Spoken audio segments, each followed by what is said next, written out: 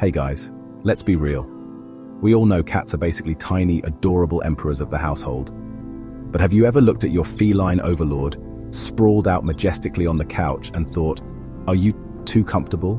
Have you achieved peak laziness? Because same. Seriously, sometimes I swear my cat is one catnip nap away from demanding I bring him tuna on a silver platter. So, if you're like me and suspect your furry roommate might be morphing into a professional couch potato, stick around. We're diving deep into the signs your cat might be getting, well, a little too comfy in their life of luxury. Buckle up, Buttercup, it's about to get real. Okay, first things first. We gotta talk about the sleeping situation. I mean, we all know cats love to nap. It's practically their national anthem. But if your cat is starting to resemble a furry, purring throw pillow more often than not, it might be time to raise an eyebrow. I'm talking, they sleep through the mailman, the delivery guy, even the neighbor's dog barking its head off. Trust me, I've been there. One time, my cat's name, slept through a whole entire episode of The Bachelor. And we're not talking some boring season either, people. This was Aries season, with the whole switcheroo at the end. If that's not a sign of ultimate laziness, I don't know what is.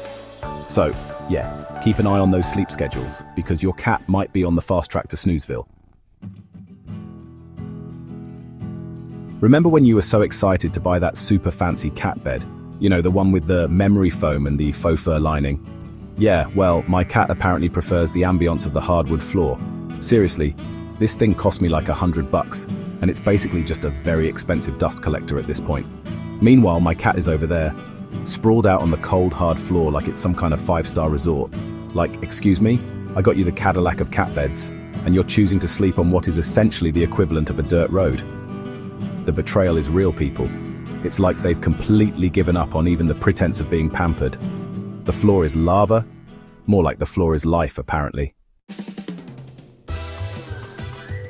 Okay, so remember when your cat used to be all about that chase life? Like a little feather on a string was basically the equivalent of winning the feline lottery. Yeah, those days are gone.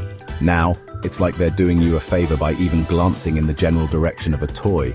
And even then, it's usually followed by a very dramatic sigh and a look that screams, "You expect me to move for that?" The laser pointer? Please, they've seen your tricks. The feather wand? Child's play. The only thing they're chasing these days is the elusive dream of eternal napping.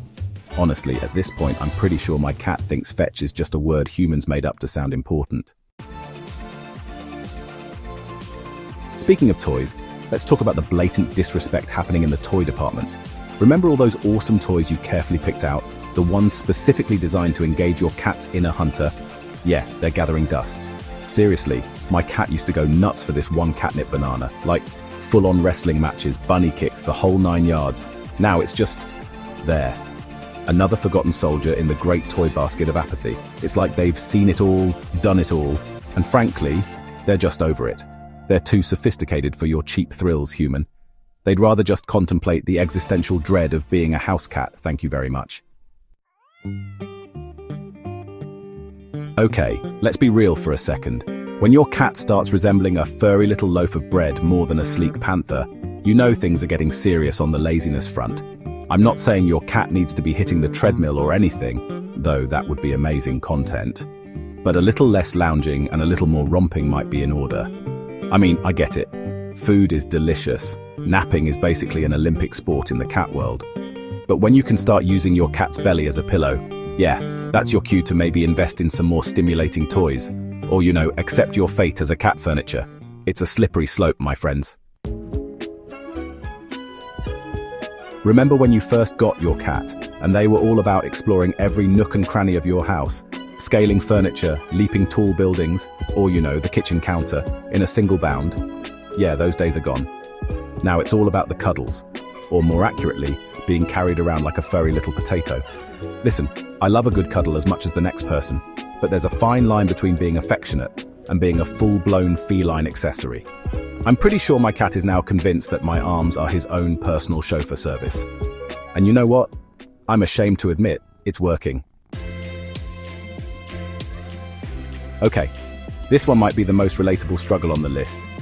Remember when your cat would eat literally anything you put in front of them? Shoe? Delicious. Piece of paper? 5-star cuisine. Yeah, those were the good old days. Now it's like I'm running a 5-star Michelin-rated restaurant for a tiny, furry food critic who's never satisfied. Oh, you bought the pâté instead of the flaked tuna in gravy? Hard pass. This bowl is ceramic, not stainless steel. Do I look like a peasant to you? The struggle is real, people, and frankly, a little exhausting.